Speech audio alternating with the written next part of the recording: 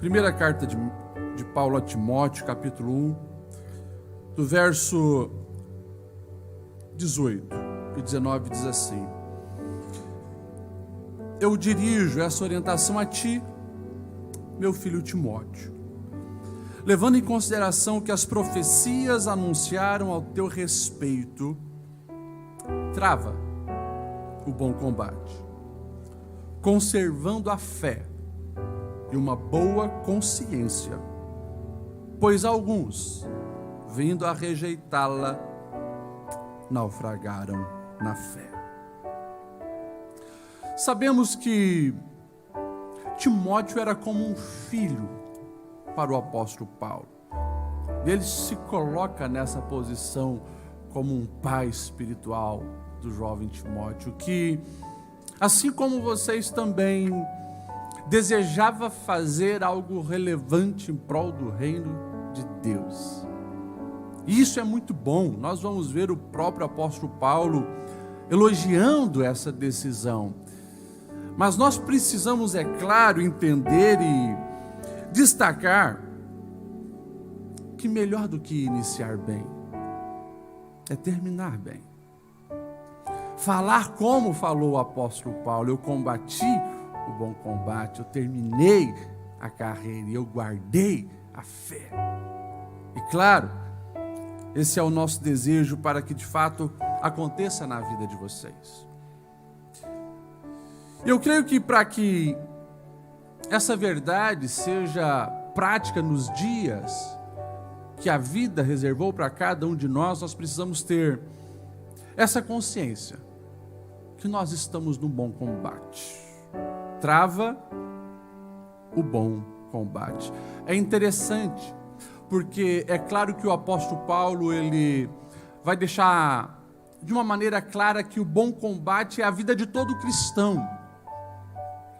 E eu creio que ele aqui destaca para o jovem Timóteo, porque esse estava recebendo ferramentas diferenciadas para, nesse combate, assumir uma posição estratégica que fosse muito mais intensa contra o adversário. E por isso eu escolhi esse texto, para que vocês também entendessem que esses 2 anos que vocês estiveram meditando na palavra, como foi mencionado aqui pela aluna Mara, os professores colocaram coisas significativas e relevantes, deram ferramentas e caminhos para que vocês fossem extremamente eficientes nessa batalha. Mas jamais se esqueça, é batalha, é combate. Estamos numa guerra. E isso jamais deve sair da mente e do coração de vocês. Estamos numa guerra em prol do reino de Deus, pela verdade do Evangelho. E é claro que, enquanto o nosso general nos chama para o combate, nos dias de hoje vozes surgem invocando a neutralidade, para que a igreja se cale, não se posicione, se acovarde, não entre nessa guerra. Isso vem de tantas formas e de tantas maneiras, mas jamais se esqueçam, travem o bom combate. Se é combate, tem adversário. Se é combate, vocês também precisam entender que haverá um inimigo tentando vos derrubar, tentando vos prejudicar, tentando anular as armas que vocês já receberam em Deus para fazer a diferença. E daí eu pego uma das últimas falas de Jesus aos seus discípulos: vigiem e orem. Vigiem e orem. O espírito está pronto, mas a carne é fraca. Vocês não podem jamais nessa batalha estar negligentes. Estejam vigilantes, atentos, observem, analisem, façam a leitura dos dias a dia, mas não esqueçam de vigiar.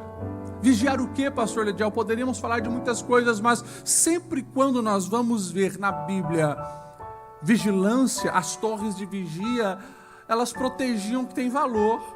As torres de vigia eram construídas do lado das plantações, era do lado do curral onde ficava o gado, ou aonde ficava os guardas cercando ali o muro da cidade, porque aquilo que tinha valor merecia vigilância e proteção.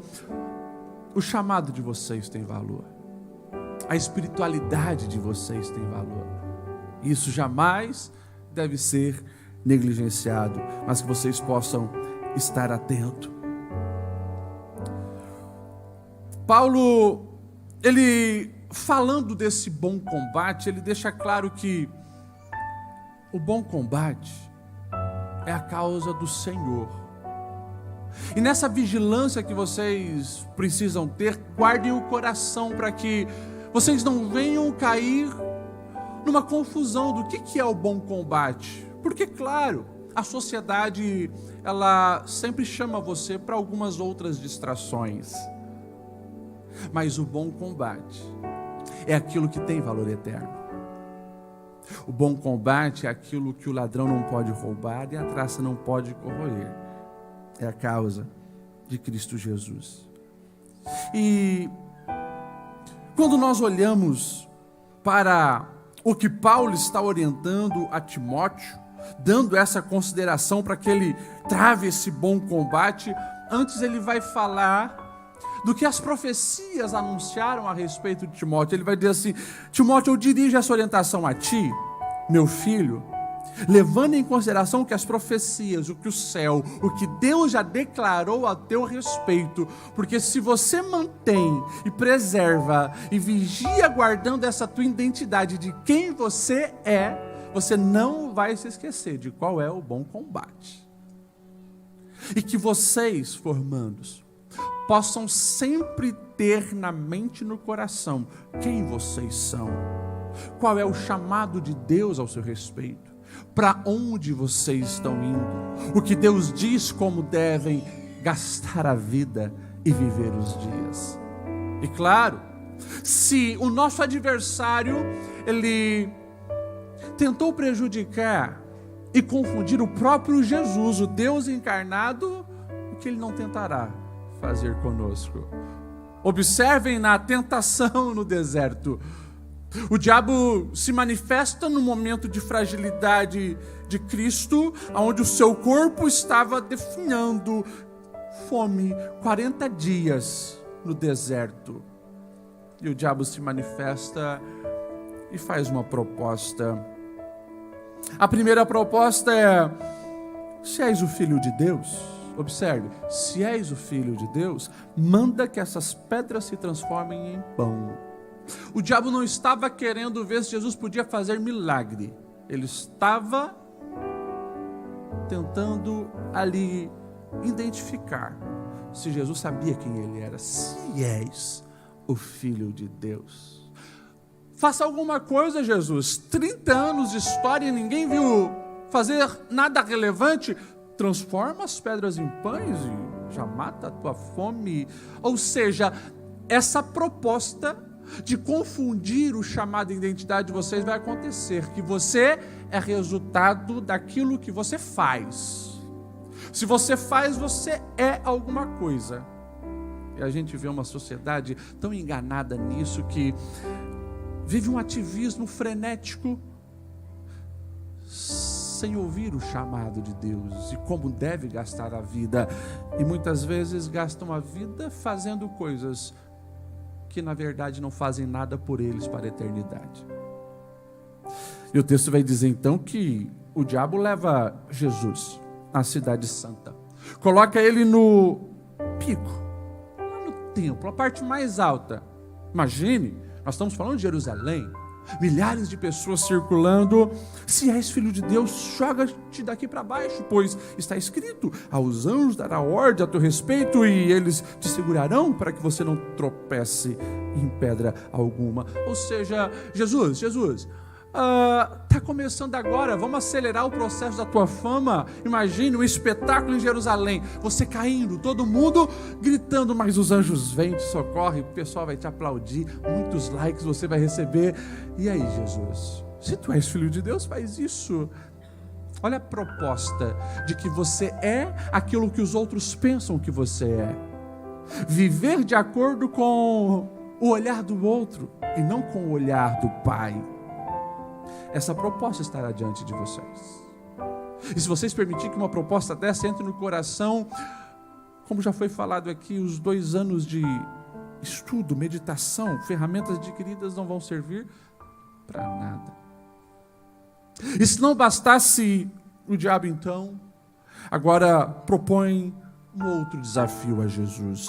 Leva um monte muito alto e mostra todos os reinos e diz: tudo isso eu te darei, se prostrado me adorar.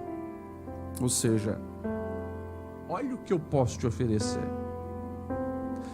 Tentando definir Jesus pelo que ele possui. Imagine, reinos, impérios, tudo teu. E novamente a gente vê a sociedade sendo enganada nisso. Adquirir.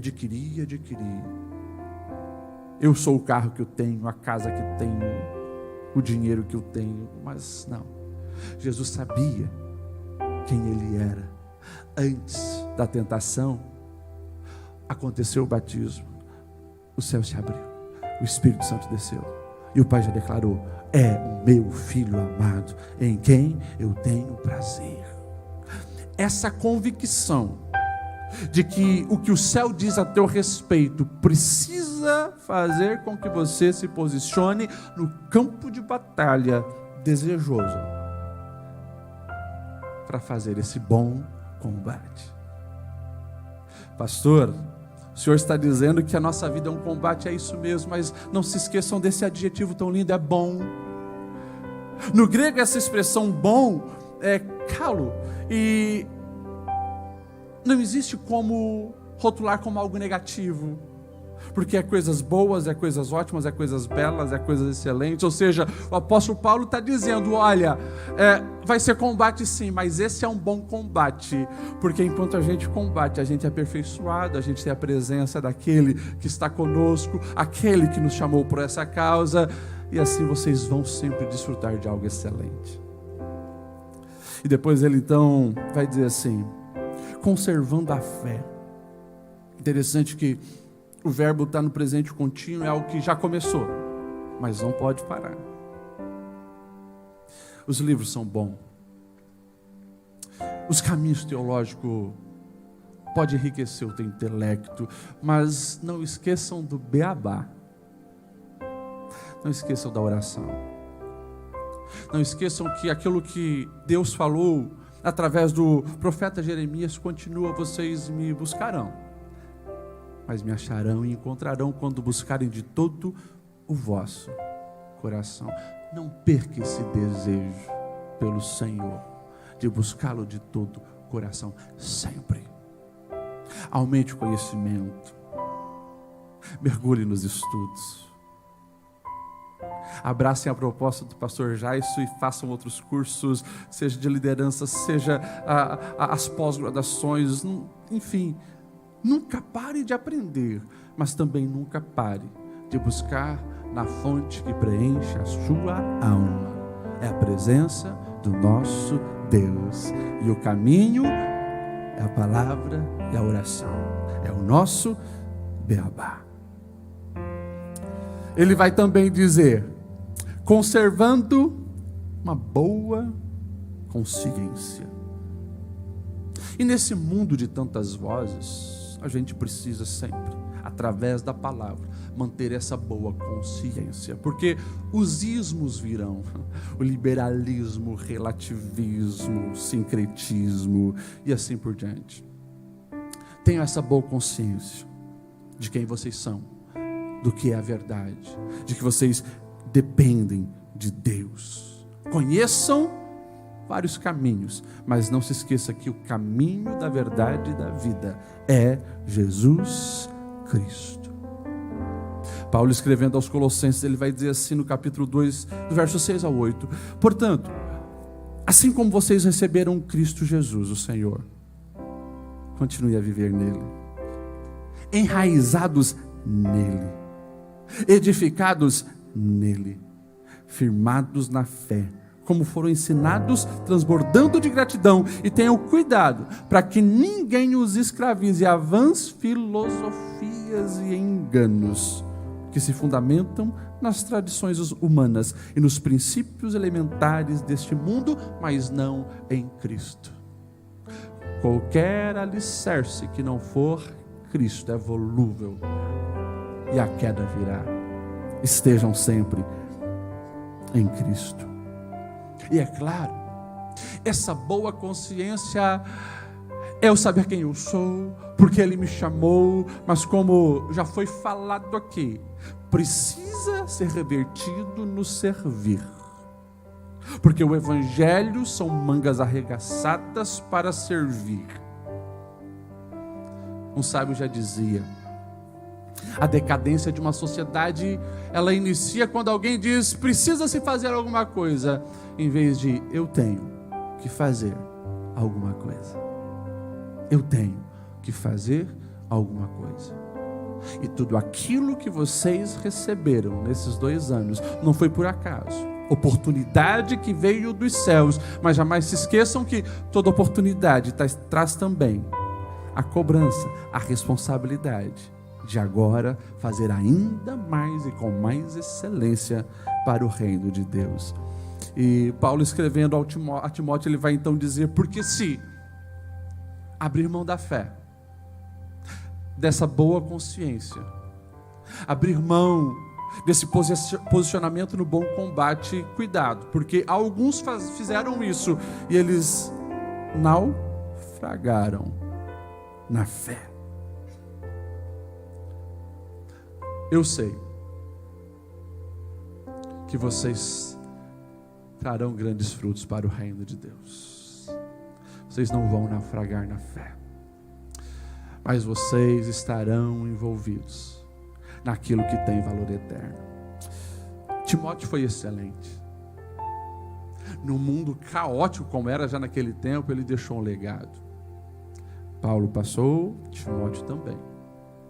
Os anos passaram e como vocês estudaram em história da igreja, Deus levantou muitos homens e muitas mulheres, e o tempo deles passou, e agora é vocês. Olhem para esse mundo e entendam o desafio de um mundo digital, aonde na sala de casa o sincretismo e milhares de ideologias estão invadindo os celulares, aonde vocês estão num mundo que cada vez mais flertará com o pecado, e que vocês possam se lembrar do que foi dito profeticamente aqui nesse púlpito. Vocês são chamados para um combate, e como foi dito, se preciso for, darão a vida, mas não abrirão mão da verdade. E se assim for, chegará o dia onde vocês serão recebidos no céu, ouvindo dos lábios do nosso Senhor: servo bom, serva boa, fiel, entra para o gozo do teu Senhor. E vocês entenderão daí, naquele dia, que tudo isso valeu a pena.